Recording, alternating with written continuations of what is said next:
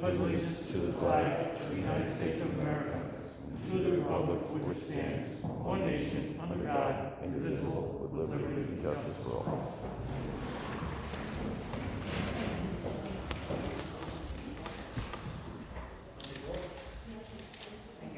Here. Here.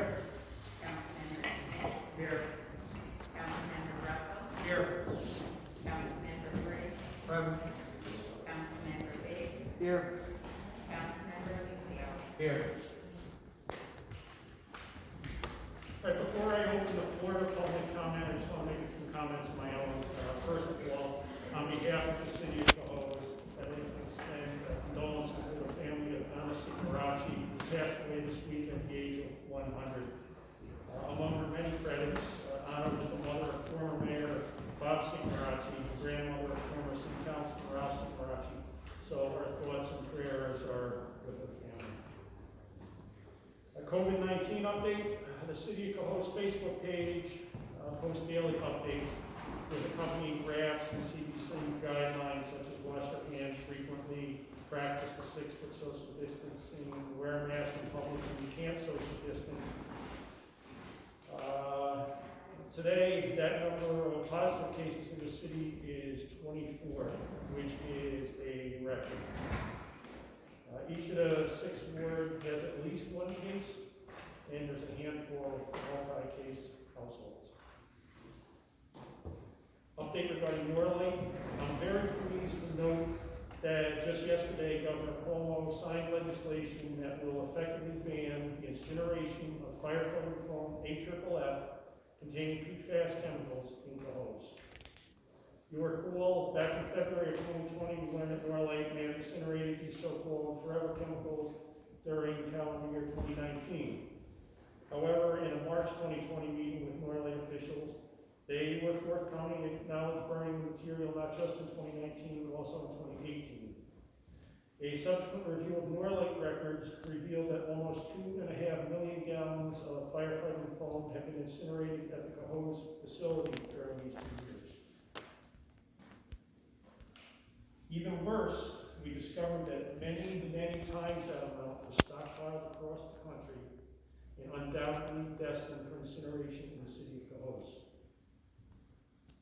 I routinely met with New York State Department of Environmental Conservation officials, including Commissioner Basil Sagos, and DEC has done everything I've asked in their subsequent efforts. From the beginning, we ensured the people of Cohoes were apprised of developments through a series of community meetings that will continue into the foreseeable future. Norlake had just completed a comprehensive performance testing of its air pollution control equipment following a $30 million facility upgrade. So a 90-day review will follow, during which time Norlake will not resume incineration of any hazardous waste until the CPT process is complete.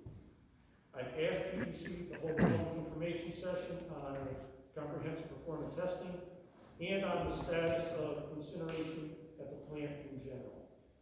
We are working out a date for that in December. I hope to announce more in the coming days. It will be a virtual meeting. DEC is also conducting soil and water testing to evaluate the environmental impact, if any, of the 2 years of incineration of AFFF. DEC has promised to tighten up on-site monitoring at Norlake, and we are waiting to hear about the next step regarding the enhanced permit review process announced by Commissioner Sagos back in June. So I appreciate Governor Cuomo for signing the ban into law. I'm grateful to Senator Neil Breslin and Senator John McDonald and all the members of the New York State Legislature for unanimously supporting the ban bill. I thank these members of the Common Council who unanimously passed the city moratorium last April, which prevented any further incineration of AFFF through next spring, thus providing the necessary time for the ban bill to be enacted into New York State law. I've always believed that the #1 priority of government is to protect the health and safety of the citizenry, and I'm convinced that what the Common Council did just that. So I thank you all. Special thanks go out to former EPA Regional Director Judith Eng for first bringing this matter to my attention back in February, and for always making herself available to answer questions as they arose. I'd also like to acknowledge our Director of Operations, Teresa Bourgeois, for her tireless efforts from the hectic beginning to a very satisfying conclusion. It is an understatement to say that Teresa conducted a lot of behind-the-scenes research. She spent countless hours on the phone with staffers from all levels of government and helped coordinate numerous related meetings. So, Teresa, thank you. Lastly, thanks to all the many people in the community who showed up at related meetings and who spoke up. The most recent, the Police Reform and Reinvention Collaborative group. Most recent meeting, again, that was held this evening. Recall that this committee was formed per Governor Cohoes' executive order following the death of George Floyd in Minneapolis. And the Cohoes Police Reform and Reinvention findings and recommendations must be submitted to the Common Council for approval by March of 2021, and we are on schedule to do just that. The 14-person panel continues in our efforts to make our very good police department even better. The last item I want to mention has to do with community and economic development, update in that respect. Despite the economic fallout of the present COVID-19 pandemic, earlier this week we celebrated the grand opening of Haven Home Decor on Remsen Street. This marks the 9th ribbon cutting held in Cohoes this year. And if you haven't stopped by the paint shop yet, it's a great place to pick up a charming holiday gift. This is Saturday in Cohoes. Join us for outdoor socially distanced wing wars on Remsen Street, and a $10 ticket gets you 2 wings from each of about a dozen participating restaurants, which in itself is a bargain. But better still, the first 250 ticket holders will receive the commemorative 150th anniversary pint glass, which you see on display up there. Pretty cool.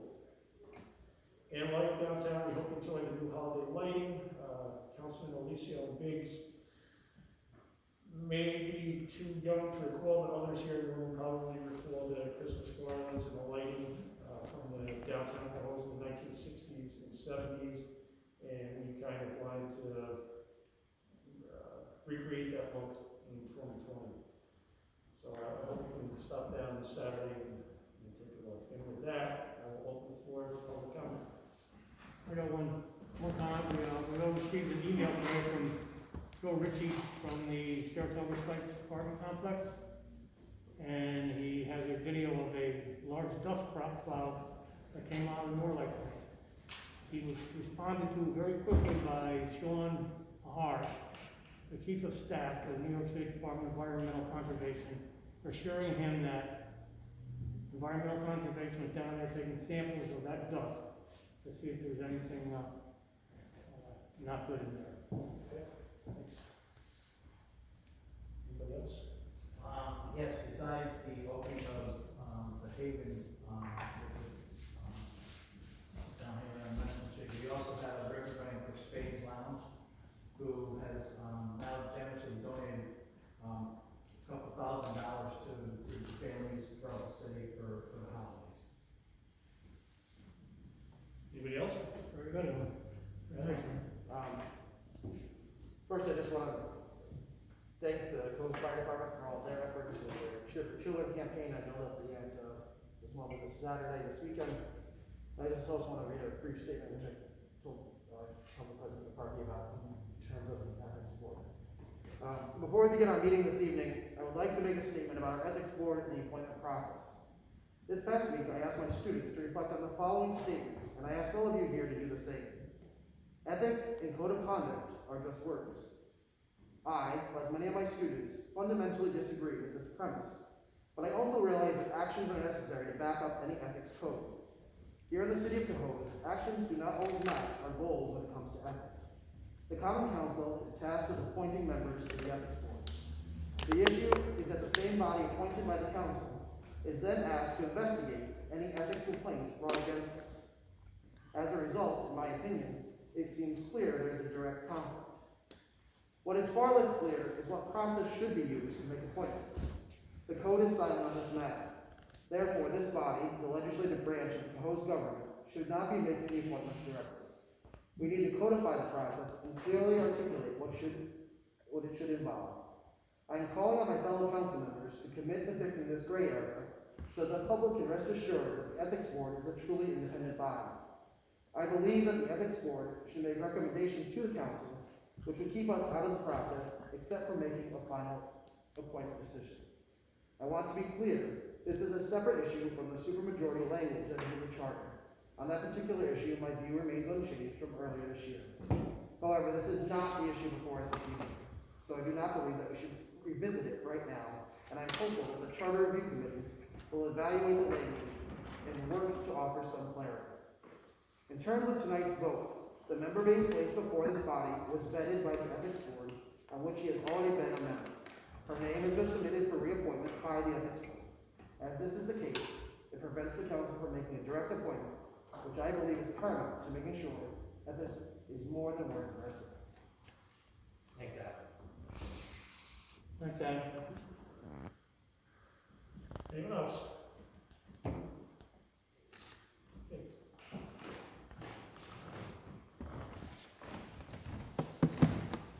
Hello, everybody. I just want to say thank you. My name is Joe Ritchie. I'm from Saratoga Sites. I've lived there my whole life.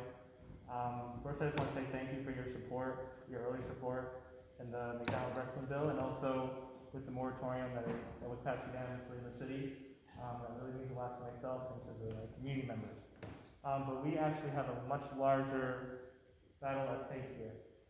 The residents of Saratoga Sites and the surrounding areas in Cohoes and Troy and Colony face this existential problem with Norlight. Yes, I sent you guys this video today showing a quite large dust plume. I could see it about half a mile down the road. But this happens all the time.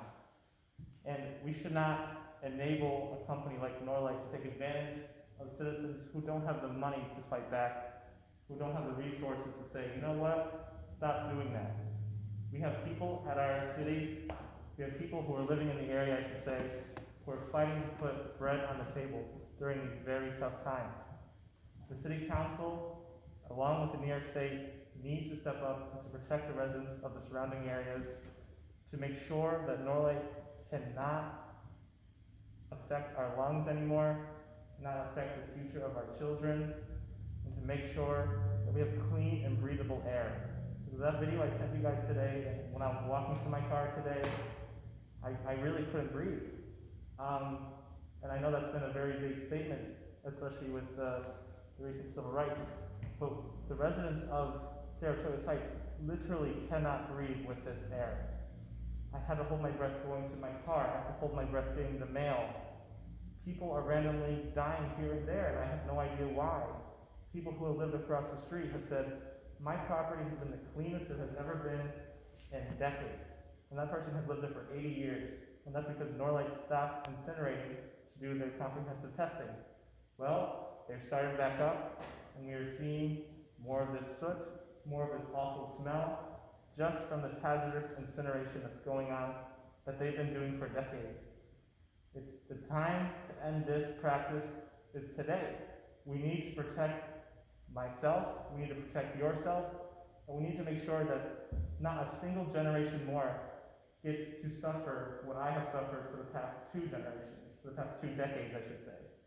We should end this generational problem, and this should be the Cohoes' green goal, as you guys provided last year, of being a green city. You can't be a green city if you guys enable this kind of facility to act in a malice manner, and they've shown that they cannot and will not follow the rules. They have books and books of violations. And I ask you to take a hard look at the Norlight facility and what they're doing, because it's affecting our children today, and it will affect our children for the next 50 years. Thank you. Thank you, John. Just so you're aware, I've been talking to Norlight since March. I think they've seen some shortcomings in the past practices, and they've discussed some changes, including with respect to the on-site monitor. Norlight just did a $30 million upgrade for a facility, including the pollution control. So we're waiting to hear back from DEC, which is the regulator, to see what the results of these tests were, and then we'll certainly go from there. Thank you. Ma'am? Just please state your name and address.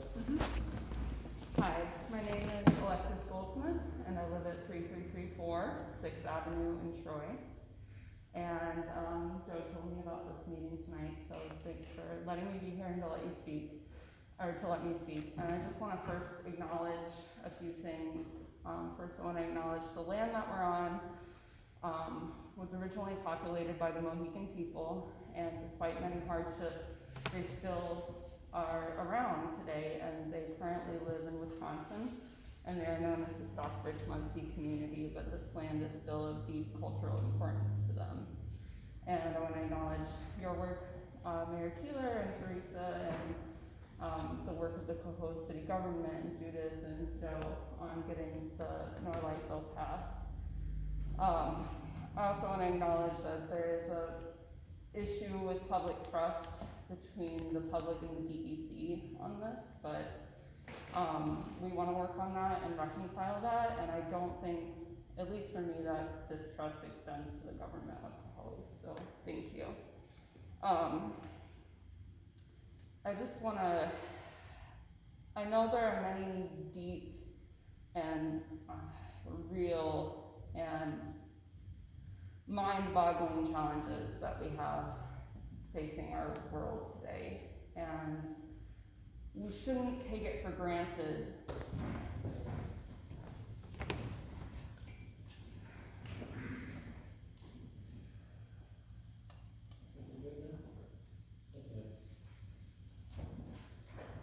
The first item on the meeting agenda is approval of minutes for the July 28, 2020 meeting. Motion? Second. Council President McCarthy, Aye. Councilmember Smith, Yes. Councilmember Russell, Yes. Councilmember Briggs, Yes. Councilmember Biggs, Yes. Councilmember Alicia. Yes. Next item on the agenda is approved minutes of the August 25th, 2020 meeting. Motion.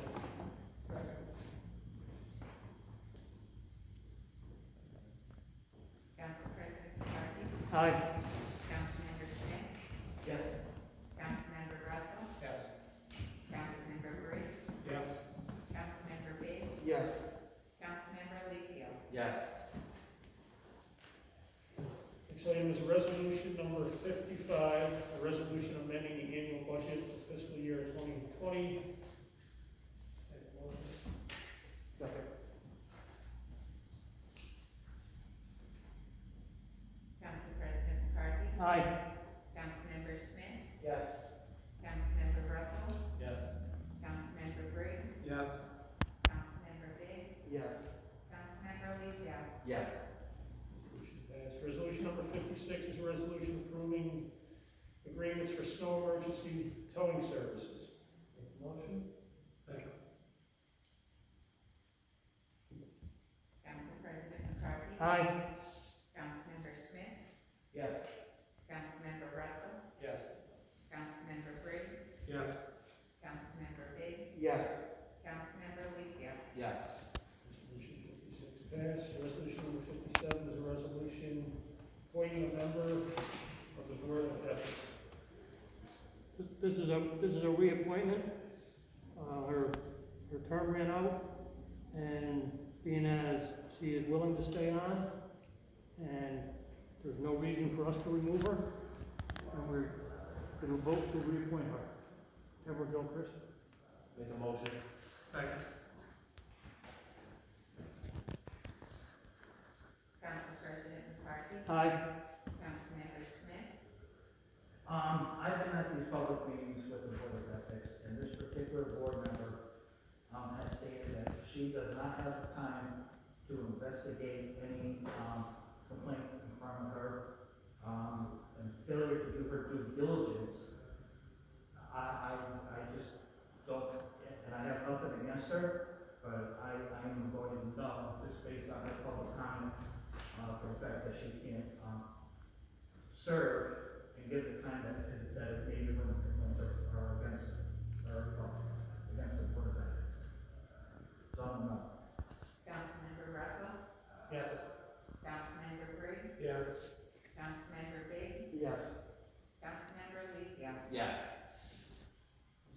Yes, resolution number 58 is a resolution appointing Commissioner of Deeds for the city of Cohoes.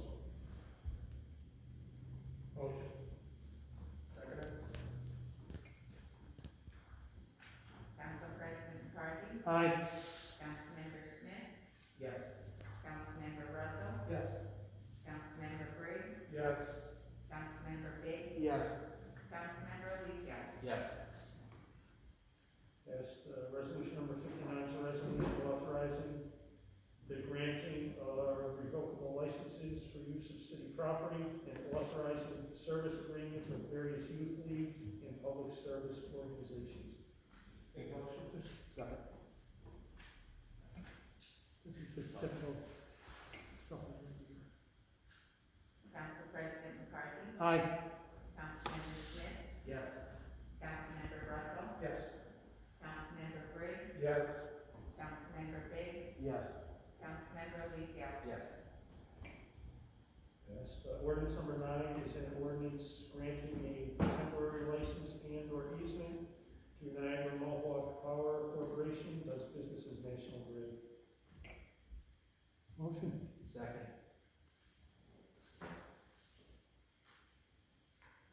Council President McCarthy? Aye. Councilmember Smith? Yes. Councilmember Russell? Yes. Councilmember Briggs? Yes. Councilmember Biggs? Yes. Councilmember Alicia? Yes. Yes, last item is introduction of legislation modifying certain building, planning, and zoning fees. So I handed out to everyone at the beginning of the meeting a copy of proposed ordinance number 10 for the year 2020. You'll remember that Joe, the planner, presented information to you probably in October, where he did a study of the various fees charged by surrounding municipalities when it comes to building and planning and zoning related issues. So the information he provided has made its way into this ordinance.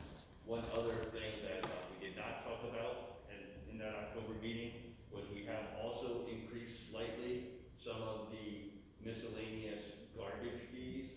So you'll remember if you ask DPW to come pick up a couch, they charge you $5. They've now increased to $10 typically for those sorts of pickups. Wow. Other than a slight increase of $5 for probably the vast majority, we did increase televisions by $10 and pianos by like $40 because it takes like 6 people to pick up a piano, and we were charging $30 to pick up a piano, something like that. So now it's $75. Still, the city, I believe, is probably losing money every time we pick something up for people, but we want to continue to provide that service, but this will lessen some of the load. So they anticipated that the December meeting, I think we've all agreed, will be held right after the workshop. Yes. That we'll have this ordinance on the agenda to be passed, and it'll be effective January 1, 2021. So if you want to get your couch picked up, get it picked up before then. Okay.